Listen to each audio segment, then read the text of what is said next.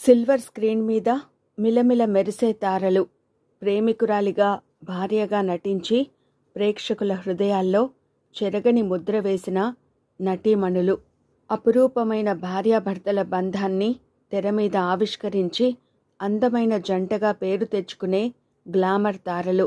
Lights off, pack up పదాలు వినిపించగానే real life నుంచి real లైఫ్లోకి వచ్చే కథానాయికలు. ప్రేమో, వ్యామోహమో, అభద్రతా భావమో, ఎవరిని నమ్మాలో ఎవరిని నమ్మకూడదో తెలిసి తెలియనితనం, సినిమా రంగానికి వీడ్కోలు చెప్పి భార్య పాత్రలో జీవించాలని కొత్త జీవితాన్ని మొదలుపెట్టగానే నిజ జీవితం తెరమీద మరకలు, బాధలు, అవమానాలు, అనుమానాలు, ఒక్కోసారి భౌతిక దాడులు, అలా జీవితాన్ని చీకటి చేసుకున్న తారల విషాదాలు. ఓటమితో కన్నుమూసిన, ప్రేమలో ఓడిపోయి ఆత్మహత్య చేసుకున్న వాళ్ళు ఎందరో. మహానటి సావిత్రి జీవితం విషాదాంతం కావడానికి ఆమె వైవాహిక జీవితం విఫలమవడం ఒక ముఖ్య కారణం. పెళ్లైన జమినీ గణేశన్ను పెళ్లి చేసుకుని పొరపాటు చేశారు. తెలుగు సినిమా ఉన్నంత వరకు ఆమె నటనా వైభవం వర్ధిల్లుతూనే ఉంటుంది. అలాంటి తారల వైవాహిక జీవితంలో విషాద ఘట్టాలను ఆడియో బుక్గా అందిస్తున్నాం. సినిమా తారలకే కాదు, తొందరపాటుతో నిర్ణయం తీసుకునే వారికి ఈ వీడియో ఒక ఆలోచన కలగజేస్తుందని మా నమ్మకం. ఫటాఫట్ జయలక్ష్మి, సిల్క్ స్మిత, రాజసులోచన, సుజాత, సావిత్రి లాంటి గొప్ప నటీమణుల విషాదాంతపు ముగింపుకు ఎవరు బాధ్యులు? ఈ వీడియో మీద మీ కమెంట్స్ పోస్ట్ చేయండి. వీడియో నచ్చితే షేర్ చేయండి, లైక్ చేయండి. Thank you. తలుకు బెలుకుల మధ్య వెండితెర వెలుగుల్లో మెరిసిపోయే తారల జీవితాల్లో వెలిసిపోయిన చీకటి చావులు ఎందరికీ తెలుసు? అభద్రతా భావం, ప్రేమరాహిత్యం, ఒంటరితనం, ఆర్థిక పరిస్థితులు, సూటిపోటి మాటలు, ఫెయిల్యూర్స్, రకరకాల కారణాలు, ఒకే ఒక్క అనాలోచిత నిర్ణయం, ఆత్మహత్య.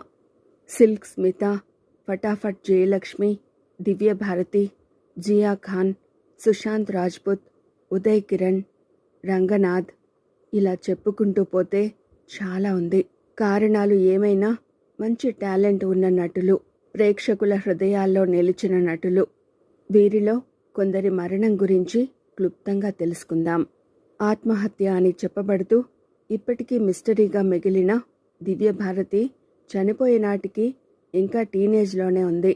ఏప్రిల్ 5, 1993న అపార్ట్మెంట్ భవనంలోని 5వ అంతస్తులో తన ఇంటి నుంచి దూకి మరణించింది. అప్పటికి ఆమె వయసు 19 మాత్రమే. 1990లో తెలుగు చలనచిత్రం బొబ్బిలి రాజాతో తన కెరీర్ను ప్రారంభించి 1992లో దీవానా చిత్రానికి గాను ఆమె ఉత్తమ మహిళా డెబ్యూ ఫిల్మ్ఫేర్ అవార్డును అందుకుంది. అతి తక్కువ వ్యవధిలో దివ్యభారతి దాదాపు 14 సినిమాల్లో పనిచేసింది. ఆమె నిర్మాత సాజిద్ నడియాడ్వాలాను వివాహం చేసుకుంది. మద్యం సేవించి పొరపాటున మరణించిందని కాదు, ఆత్మహత్య అని ఇంకా మిస్టరీగానే మిగిలింది దివ్యభారతి మరణం. ఉదయ్ కిరణ్ వ్యక్తిగత సమస్యలతో ఆత్మహత్య చేసుకోవడం విచారకరం. రంగనాథ్ ఒంటరితనంతో కృంగిపోయాడని, అందుకే జీవితాన్ని చాలించాడని అంటారు. ఫటాఫట్ జయలక్ష్మి ప్రేమలో ఓడిపోవడం, ప్రేమించినవాడు వంచడం వల్ల ఆ ఒత్తిడితో ఆత్మహత్య చేసుకుంది. సినిమా రంగం గ్లామర్తో ముడిపడి ఉండడం వల్ల ఎక్కువ అటెన్షన్ ఉంటుంది. ఒక్కసారి ఆత్మహత్య ప్రయత్నాన్ని విరమించుకుని క్షణకాలం ఆవేశపూరిత ఆలోచన వాయిదా వేసుకుంటే పరిస్థితి మరోలా ఉండేది. పిల్ల పాపలతో సక్సెస్లతో ఉండే అవకాశం ఉండేది. ఎందరికో అభిమాన పాత్రులైన నటులు ఆత్మహత్య నిర్ణయంతో సగటు బలహీన మనస్తత్వాన్ని ప్రదర్శించారు. ఇది విచారకరం. ఒక్క క్షణం ఆత్మహత్య నిర్ణయాన్ని వాయిదా వేసి ఆలోచిస్తే ఎంత బాగుంటుంది. ప్రముఖ రచయిత, జర్నలిస్ట్ విజయ్ గారి ఇంటర్వ్యూ ఆధారంగా ఈ కథనాన్ని మీకు అందిస్తున్నాం. నీ పెదవులు పలికించే శృంగారం తెలిసిన వారికి ఆ పెదవుల వెనుక ఉన్న స్వరం లిపి ఎవరికి తెలుసు? నీ చూపుల్లో సెక్సీనెస్ కనిపించే వారికి ఆ చూపుల మాటున దాగి ఉన్న చీకటి ఎవరికి తెలుసు? నీ గ్లామర్ తెలిసిన వారికి ఆ గ్లామర్ వెనుక ఉన్న విషాదం ఎవరికి తెలుసు? డియర్ స్మిత, నిన్ను ప్రేమించలేని వారికి నువ్వు ఒక ప్రశ్న, నిన్ను అర్థం చేసుకోలేని వారికి నీ మరణం సమాధానం. We miss you. సినిమాలో ధరించే పాత్రలతో ఆ నటుల జీవితాన్ని అంచనా వేయడం పొరపాటు. సినిమా లైఫ్ కలర్ఫుల్గా ఉంటుందని, విలాసవంతమైన జీవితమని భ్రమపడేవారికి సిల్క్ స్మిత జీవితంలో విషాదం ఒక చెంపపెట్టు. నటులకు ఎమోషన్స్ ఉంటాయి, ఫీలింగ్స్ ఉంటాయి, ఒంటరితనం ఉంటుంది. వారి గ్లామర్ వెనుక కన్నీటి గ్రామర్ ఉంటుంది. బావా బావమర్ది సినిమా షూటింగ్లో బావలు సయ్యా పాటలో ఆమె అభినయించిన నృత్యం, ఆమె చూపులు ప్రేక్షకుల మతులు కొల్లగొట్టాయి. ఆ అభినయం, హస్కీనెస్ షాట్ వరకే. తర్వాత ఆమె ఒక ఇంట్రావర్ట్. తను తన ప్రపంచం, అందులో ఒంటరితనం. ఇంటర్వ్యూలో ఒక ప్రశ్నకు స్మిత చెప్పిన సమాధానం మనసును మెలిపెడుతుంది. అవుట్డోర్ షూటింగ్లో ఇప్పటిలా క్యారవాన్లు లేవు. దుస్తులు మార్చుకోవాలన్నా ఏ చాటు మాటుకో వెళ్ళాలి. మాకంటూ ప్రైవేట్ ప్లేస్, స్పేస్ రెండూ కష్టమే. 100 కళ్ళు మమ్మల్ని అభిమానం పేరుతో వెంటాడుతాయి. అందులో కొన్ని కళ్ళల్లో మరో చూపు. దుస్తులు మార్చుకుంటుంటే అదిగో స్మితరా అన్న అరుపులు, సిగ్గుతో చితికిపోయే ఇబ్బంది. అభిమానం శృతి మించినప్పుడు తగలకూడని చోట చేతులతో తడిమే మృగాళ్ల శాడిజం. గ్లామర్ మా మొహాలకు మేము వేసుకునే ముసుగు. అది తొలగితే మా వ్యక్తిగత జీవితంలో ఉండే శూన్యంతో ఎవ్వరికీ పనిలేదు. తన నటనతో, చూపులతో, డాన్స్తో కుర్రవాళ్ల గుండెలకు గాలం వేసిన స్మిత చాలా సెన్సిటివ్. తన బాధను తన కన్నీళ్లలో దాచుకునే వ్యక్తిత్వం. ఒక మనిషి ఆకలితో ఉంటే చలించే గొప్పతనం. పద్మాలయాలో ఒక పాట షూటింగ్ బ్రేక్ లేకుండా జరుగుతోంది. ప్రొడక్షన్లో ఒక లైట్ బాయ్కి ఆకలి వేస్తుంది. ఆ సంగతి గమనించిన స్మిత అతనికి తన దగ్గరున్న బిస్కెట్ ప్యాకెట్ ఇచ్చింది. మీ జీవితంలో ఏడ్చిన సందర్భం ఏది అని అడిగినప్పుడు ఏడవని సందర్భాలు అరుదు అని నవ్వుతూనే ఏడ్చిన స్మిత గురించి ఏం చెప్పాలి? ఆమె గురించి డర్టీ పిక్చర్ వచ్చినా, ఆమె జీవితాన్ని ఎందరు ఎన్ని విధాలుగా క్యాష్ చేసుకున్నా, ఆమెను తమ అవసరాల కోసం వాడుకుని వదిలేసినా ఆమె మౌనమే సమాధానం. ఆమె మరణం ఒక కళాకారిణి విషాదభరిత జీవితానికి నిలువెత్తు విషాద సంతకం. జీవితమంతా ఒంటరితనాన్ని ప్రేమించవలసి రావడం ఆమెకు శాపం. స్మిత 16 అణాల తెలుగు అమ్మాయి.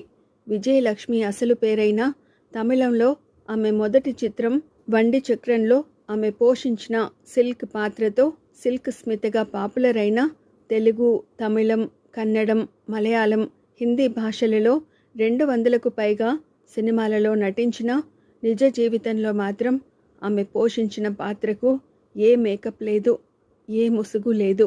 ఆత్మహత్యతో తన పాత్రకు తానే ముగింపు రాసుకున్న స్మిత వ్యక్తిత్వం అద్భుతమైంది.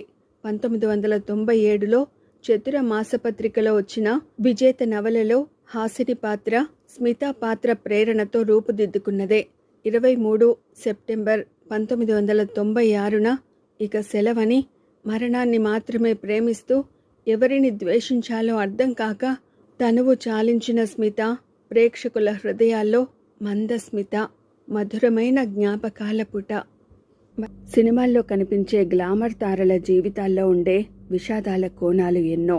2 తరాలు వెనక్కి వెళ్తే ఒక గొప్ప డాన్సర్, హీరోయిన్ తన అందచందాలతో ఎన్టీఆర్, రాజ్ కుమార్, ఎంజీఆర్, ప్రేమ్ నజీర్ లాంటి అగ్ర హీరోలతో నటించిన నటి రాజసులోచన. తెలుగు, తమిళ, మలయాళ, కన్నడ, హిందీ భాషల్లో దాదాపు 300కు పైగా చిత్రాల్లో నటించారు. రాజసులోచన 1953లో కన్నడ చిత్రం గుణసాగరి ద్వారా సినీ రంగ ప్రవేశం చేశారు. కన్నతల్లి చిత్రం ద్వారా తెలుగు సినీ పరిశ్రమకు పరిచయమయ్యారు. అంతకుముందు గుణసాగరి అనే కన్నడ చిత్రంతో పాటు సత్యశోధనై అనే తమిళ చిత్రంలో నటించారు.